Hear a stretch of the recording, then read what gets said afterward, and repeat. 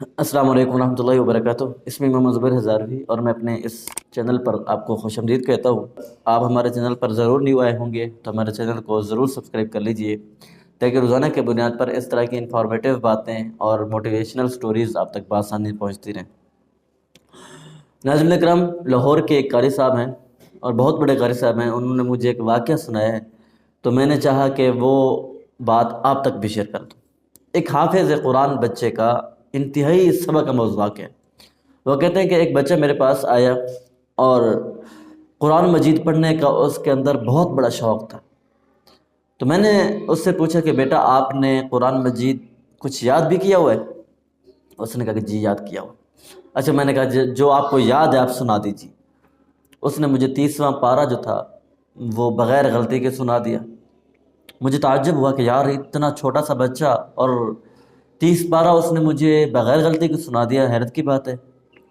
چلو میں نے ماشاءاللہ کہا، میں نے کہا اور بھی تمہیں کچھ آتا ہے کیا؟ سورہ ملک آتی ہے؟ اس بچے نے کہا جی سر جی مجھے سورہ ملک بھی آتی ہے۔ اس نے وہ بھی بغیر کسی اٹکن کے سنا دی۔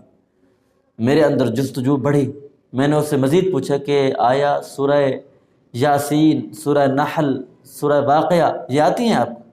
اس نے کہا جی سر جی مجھے ضرور آتی ہیں۔ میرے اندر ایک جو جستجو کا مادہ تھا وہ مزید بڑھنے لگا، حیرت کی انتہا نہ رہی۔ یار چھوٹا سا بچہ، اور پھر اس سے میں نے 30واں پارہ سنا، اس نے فرفر سنا دیا، یہ صورتیں بھی وہ فرفر سنا رہے ہیں، آخر کیا ماجرا ہے؟ تو میں نے اس کو پرکھنے کے لیے، اس کو آزمائش میں ڈالنے کے لیے گویا کہ اس کو کہا کہ آپ کو سورۃ بقرہ آتی ہے؟ اس نے کہا جی استاد جی مجھے آتی ہے۔ اس نے سورۃ بقرہ بھی سنا دی۔ تو میں نے اس سے پوچھ ہی لیا کہ بھئی آپ حافظ ہیں، آپ کو پورا قرآن آتا ہے؟ اس نے کہا کہ جی استاد جی مجھے پورا قرآن آتا ہے۔ اب میری حیرت کی انتہا نہ رہی۔ میں نے اس بچے سے کہا کہ آپ جائیے ابھی اور کل اپنے والد صاحب کو میرے آفس لے آئیے گا۔ تو جب کل ہوئی تو وہ اپنے والد صاحب کو جب میرے پاس لے کر آیا تو میں اس کے والد کو دیکھ کر بھی حیران اور ششدر رہ گیا۔ وہ اس طرح کے اس والد کا نہ کوئی حلیہ ڈھنگ کا سنت کے مطابق، نہ وہ خود سنت کا متبع، اور نہ ہی اس کا لباس، نہ چال چلن، کچھ بھی اس کا طریقہ کار ایسا نہیں تھا۔ جیسے ہی وہ انٹر ہوا تو میری حیرت زدہ نگاہیں اس کو چھو رہی تھی تو اس کے والد نے کمرے کے اندر، آفس کے اندر داخل ہوتے ہی کہا کہ سر جی آپ کی جو پریشانی اور حیرانگی کی بات ہے نا میں وہ آ کر کلیئر کیے دیتا ہوں۔ وہ ایسے کہ ان بچوں کی حفظ قرآن میں سب سے بڑا کردار ان کی ماں کا ہے۔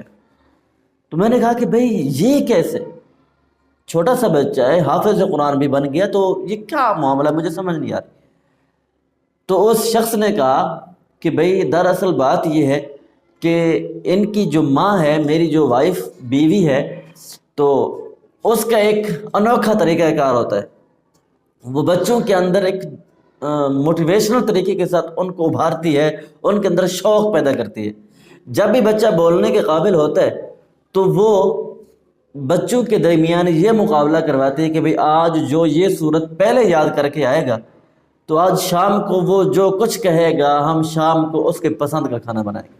اور جو بچہ قرآن کریم کا ایک پارہ سب سے پہلے حفظ کرے گا تو ہم ویک اینڈ پر اس کی پسندیدہ جگہ کے اوپر جائیں گے۔ اور ساتھ ہی ساتھ ان کو مقابلے کے اندر ابھارتے ہوئے ان کے اندر حفظ قرآن کا شوق بڑھانے کے لیے کہتی ہے جو بچہ حفظ قرآن سب سے پہلے کرے گا تو گویا کہ سالانہ چھٹیوں میں وہ جہاں کہے گا ہم اس کو چھٹیاں گزارنے کے لیے وہاں لے جائیں گے اور سیر کروائیں گے۔ تو اس انداز میں وہ بچوں کے اندر ایک شوق، جذبہ اور ایک محنت کرنے کا شوق بڑھ جاتا ہے، جس سے وہ بچے ایک دوسرے سے آگے بڑھنے کی کوشش کرتے ہیں۔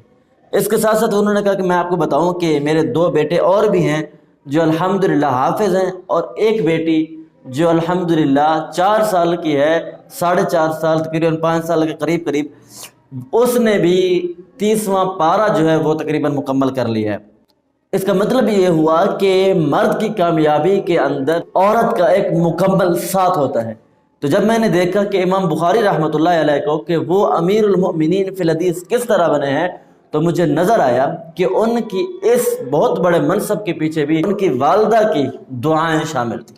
میں نے دیکھا کہ امام شافعی رحمتہ علیہ فقیہ امت بنے اور محدث بنے ہیں، ان کے اس فقیہ امت اور محدث بننے میں بھی ان کی والدہ کی جہود مسعودہ شامل ہیں۔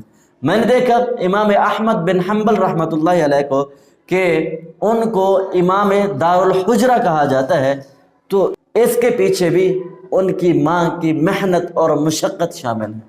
میں نے دیکھا امام مالک رحمۃ اللہ علیہ کو کہ ان کا امام اہل سنت والجماعہ ہونے میں بھی ان کی والدہ کا پیچھے بہت بڑا کردار نظر آیا۔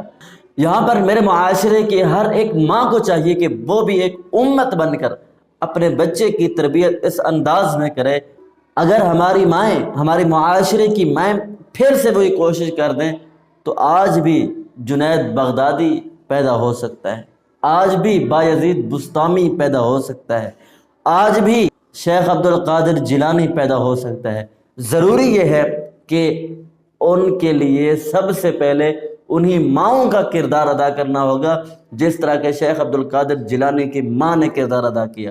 آج ضروری ہوگا کہ بایزید بسطامی اگر آپ اپنے بچے کو بنانا چاہتی ہیں تو بایزید بسطامی کی ماں کا کردار آپ کو ادا کرنا ہوگا۔ اس لیے ہمیں چاہیے کہ ہم اپنے بچے کے اندر شوق پیدا کریں اور بچے کے اندر ایک جستجو بڑھائیں، تاکہ وہ بچہ کل معاشرے کا ایک بہت اہم ترین اور اچھا فرد بن سکے۔ تو اس کے لیے ماں کا کردار بہت زیادہ ضروری ہے۔ جب ماں کا کردار اس میں شامل ہوگا تو انشاءاللہ العزیز وہ وقت دور نہیں ہے کہ یہی مائیں ملک اور ملت کو ایسے افراد مہیا کریں گی کہ جن کی ترقی بام عالم کو ایسے چھوئے گی کہ کبھی ان کی ترقی کے اوپر زوال نہیں آئے گا۔ اس لیے ہمارے معاشرے کی ماؤں کو چاہیے، تبھی تو کہتے ہیں اچھی ماں کی تربیت 1000 استادوں سے بھی زیادہ قوی ہے۔ اس لیے سب سے پہلے ماں کو اپنے بچے کے اندر ایک کردار، ایک شوق، ایک جذبہ پیدا کرنا ہے، تاکہ بچہ آئندہ دنوں میں پروان چڑھ سکے اور اعلیٰ سے اعلیٰ منصب تک جا سکے۔ وہ تبھی ممکن ہے جب مائیں اس کے اندر اپنا کردار ادا کریں۔